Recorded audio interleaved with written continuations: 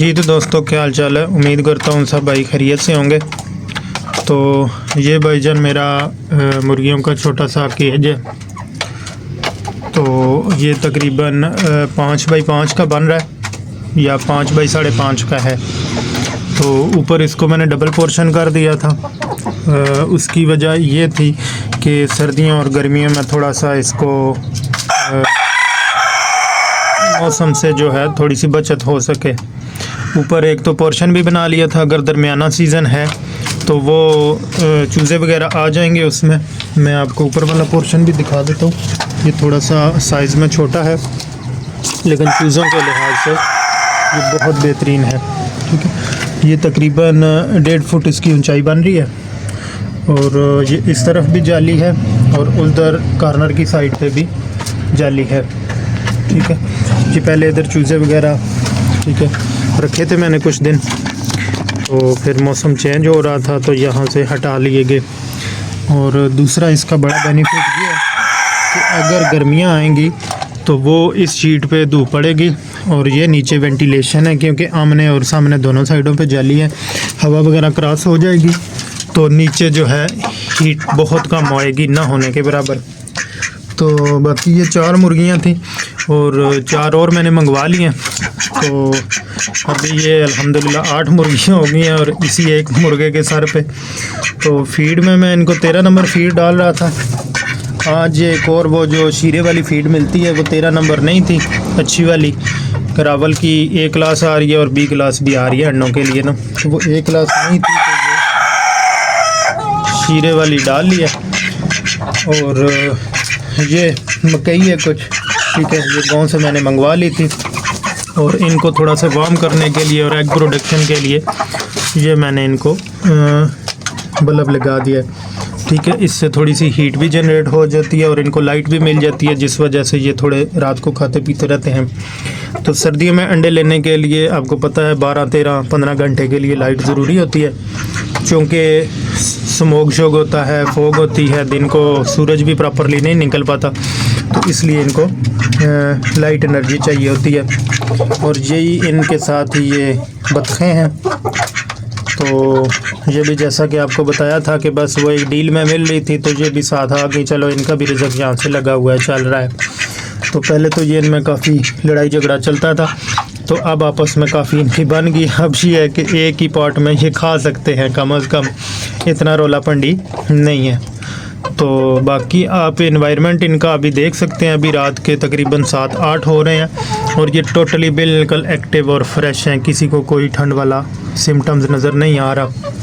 ठीक है, सारे माशाल्लाह फ्रेश हैं और एक्टिव हैं। लाइट ऑन करने का ये मकसद होता है कि ये ज़्यादा से ज़्यादा खा लें और बाकी ये है कि थोड़ी सी वो हीट जनरेट कर लेती है, जिस वजह से ये परिंदा जो है बुखार वगैरह नहीं होता और वो सुस्ती में नहीं पड़ता। बेसिकली इनको ठंड लगती है या तो डायरेक्ट हवा की मद में होगी या ठंडे केज की वजह से होगी। तो नीचे मैंने इसको कुछ भी नहीं फ़िलहाल बिछाया हुआ, ये बिल्कुल वही इनका छत वाला सीन है। कोई भी इसमें वो क्या कहते होते हैं, वो चावल का छिलका वगैरह नहीं है या वुड शेविंग वगैरह किसी किस्म की नहीं डाली हुई। और ये वीकली बेसिस पे मैंने इसकी सफाई कर लेता हूँ या तकरीबन सम टाइम वीक से पहले भी हो जाती है। तो ठंड का ये सीन है कि अगर कमरा वैसे या केज इनका ज़्यादा ठंडा हो तो फिर फर्श से इनको जल्दी बुखार हो जाता है, चूँकि इनको परिंदों को पाँव से या नाक से या ये जो इनके ऊपर वो कलगी बनी होती है यहाँ से ये ठंड पकड़ते हैं। तो रूम टेम्परेचर अगर ठीक हो तो आपको बीमारियों से कम अज़ कम बचत रहती है। तो बाकी अगर अंडों की बात की जाए तो ये अभी डेली बेसिस पे 2, 3, 4 अंडे दे देते हैं, कोई पक्का इनका फिगर नहीं है। ठीक है, कभी 2, कभी 1 भी आ जाता है, कभी 3 भी आ जाते हैं, तो पक्का कोई इनकी मैंने अभी ख़ासी एवरेज नहीं निकाली हुई। अब ये 4 और आ रही हैं और इन 4 में तकरीबन 2 की जो है वो एज पूरी है और 2 जो हैं वो अभी कोई महीना 1 लगाएंगे मेरे मुताबिक अपनी एज पूरी करने के लिए, अंडा देने की उम्र तक पहुंचने के लिए। क्योंकि मेरे मुताबिक अंडा देने वाली मुर्गी जो है 8 मंथ की होती है या 10 मंथ की होती है, 6 मंथ में देती है, लेकिन वो बस फीड के ज़ोर पे या ज़बरदस्ती अंडा लेने वाली बात हो जाती है। तो वो फिर अंडा साइज़ में छोटा भी होता है और प्रॉपरली वो मुर्गी जो है अपनी ग्रोथ भी नहीं कर पाती। जैसे ये अभी मुर्गे के साथ जो एक घूम रही है मुर्गी, ये आप अभी साइज़ में देख लें, ये बहुत छोटी सी है, ठीक है, एज वाइज भी और हाइट वाइज भी। इसी तरीके से अब ये है, ये भी काफ़ी छोटी है, ठीक है। तो जब ये अपनी एज पूरी कर लेंगे तो फिर इनकी ग्रोथ भी बेहतर हो जाती है, इनकी हाइट भी बेहतर हो जाती है, और जो इनके बाकी सिस्टम हैं वो भी काफ़ी हद तक इनके इम्प्रूव हो जाते हैं, जिस वजह से एग प्रोडक्शन लॉन्ग टाइम तक चलती है और बेहतर चलती है। अगर कम एज में हम लेंगे मेडिसिन के ज़ोर पे या वो फीड के ज़ोर पे, तो वो कुछ टाइम तक मुर्गी अंडा देगी, कमज़ोर हो जाएगी, या तो फिर लंबी ब्रेक लेगी या फिर एक्सपायर होने का ख़दशा हो जाता है, ठीक है। बाकी इंशाल्लाह हम इनको फ़ीड का प्रोसेस भी स्टार्ट करेंगे और फ़ीड के साथ फार्मूलाज वगैरह भी लगाएंगे, और इंशाल्लाह मैक्सिमम प्रोडक्शन लेके इनके आपके साथ शेयर भी करेंगे और ख़ुद भी सीखेंगे, और इंशाल्लाह आपके साथ भी ये चीज़ें शेयर करेंगे ताकि सर्दियों में इनसे मैक्सिमम प्रोडक्शन ली जा सके और देसी अंडे को एंजॉय किया जा सके।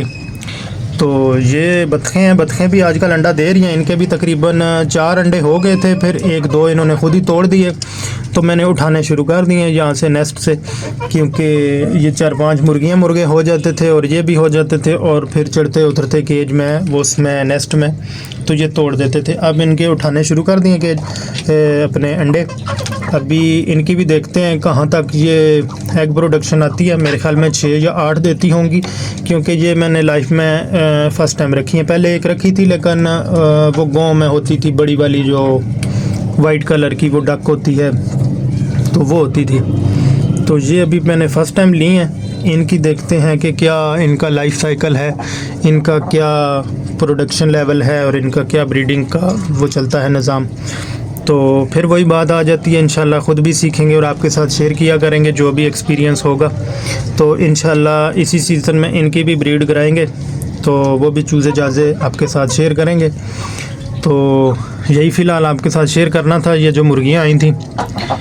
तो साथ साथ जो भी सेटअप की प्रोग्रेस होगी, जो भी परिंदा डालेंगे, जो भी निकालेंगे, जो भी बेचेंगे, जो भी रखेंगे, जो भी पालेंगे, इंशाल्लाह आपके साथ शेयर करेंगे, और साथ लेके ये सारी चीज़ें इंशाल्लाह चलेंगे। तो चले नेक्स्ट प्रोग्रेस में इनकी आपके साथ शेयर करूँगा, वो फ़ीड वाला फार्मूला भी और जो भी इनको फ़ीड लगाऊँगा। तो तब तक के लिए अल्लाह हाफिज़।